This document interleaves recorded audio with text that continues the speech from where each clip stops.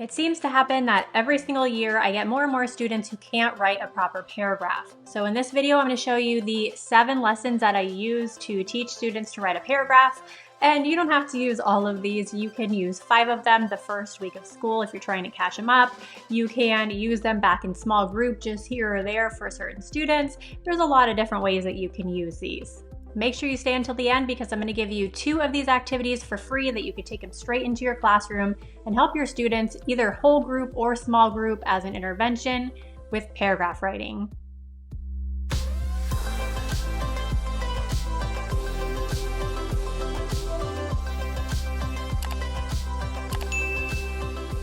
Before we get started, let me know in the comments what other struggles your students have when it comes to writing, because I'm going to be making a lot more videos on writing topics like this. I know we have one on revision coming up, and I know that a lot of you have been asking for writing complete sentences. So let me know in the comments below what you'd like me to make a video about lessons for writing.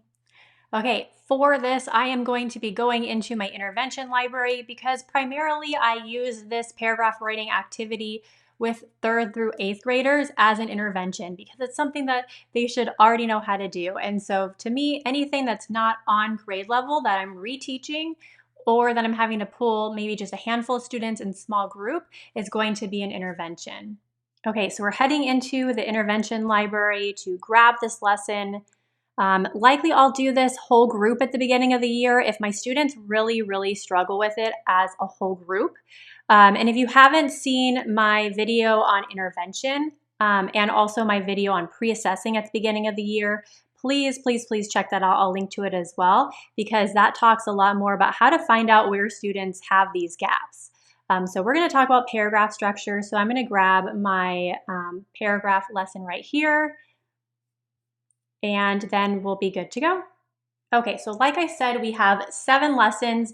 Again, you can break these up. You can do just 5 days and choose the 5 you like the best. You can put a couple of them into different centers or different groups and have students work on them. You can bring them back for small group or intervention. It just really depends on what your students need. Overall, if your students are really struggling, I would do all 7 lessons. And if it's most of your students, I would do it whole group. It's not going to be a bad thing for your students who have mastered this to get a little bit of a reteach. It's really not a big deal at all. However, if you do have just like 5 or 6 students, I would use it in small group.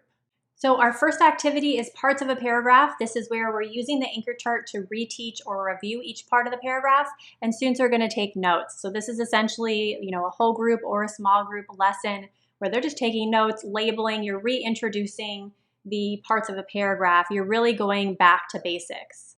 In lesson 2, you're having students highlight again using the same structure. You can do this as a class whole group if your students are still struggling. You can have them do it in small groups.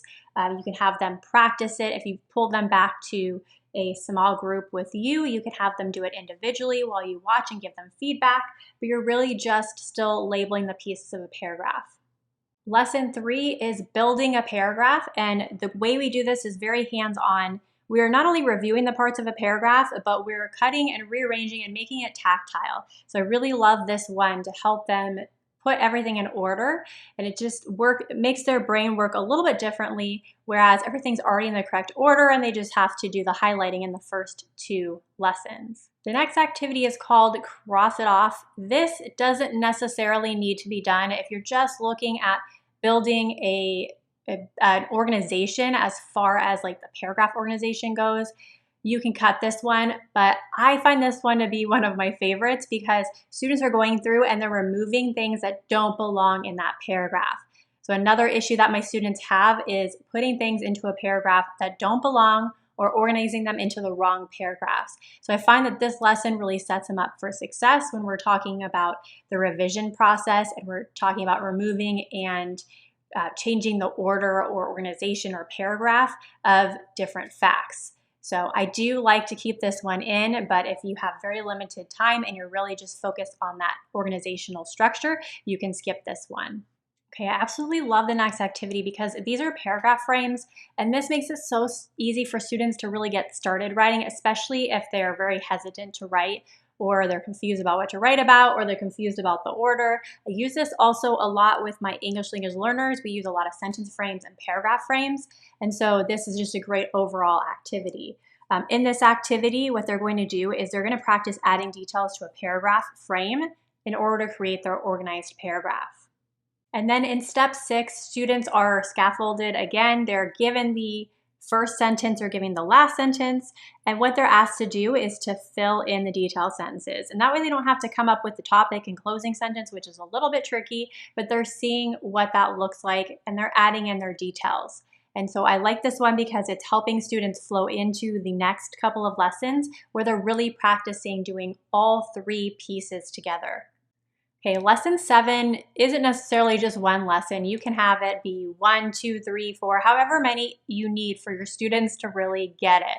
And this lesson is just all practice. So we include practice prompts, and so they can go through and they can check off whichever prompt they want to use. And there is some for informational, explanatory, opinion, narrative. And so this allows us to really go through and tell students, here, you choose and you can write a paragraph. So they can choose whatever they're more confident in, but you can also have them do more than one paragraph. You can have them do one every day for a week, whatever it takes to really get them there. Now, for some students in some classrooms, you're going to notice that the first few lessons are all they need. They just need a quick refresher. But for a lot of students, especially if you're working in like 3rd or 4th grade where they haven't been doing paragraphs for as long, you're probably going to continue to need all the additional lessons. You're going to need to do even more paragraph practice. So that's what lesson 7 provides. You can use it for lesson 8, lesson 9, lesson 10, as many different paragraphs as your students need to write before they really get it. And also remember to have your students highlight just like the beginning of the lesson when they're creating their paragraph. And that way you can easily show that they have the different pieces of the paragraph. And that way when you actually go into your full writing pieces, they've got the highlighting down, they've got the paragraph pieces down, and it's something that's really ingrained in them. And if your students tend to forget things like mine do, you can definitely have them pull out their note-taking organizer, pull out their paragraph samples, have them keep this in their writing folder or somewhere in their binder where you can find it someplace close, or have a anchor chart for your classroom that's just permanently there so that anytime they struggle with paragraph writing, you can refer back to it and they can go, oh yeah, that's right. That's what I need to have in my paragraph. That's the order, and here's how we can color code it to show that we've got the exact pieces that we need. Okay, if you're looking for the free resource, I gave you the first 2 lessons, which are the most important ones because they allow students to piece paragraphs together and also show them the highlighting and the note-taking and the pieces of a paragraph. You can check that out. It's in the description below. If you download that, make sure you give me a thumbs up and subscribe, and that way you can make sure you get next week's free resources. If you're interested in seeing all of the intervention resources that we have, this is where I get this. This is from Simplify Writing, and we have intervention resources for lots of different topics. Organization is where we got this one.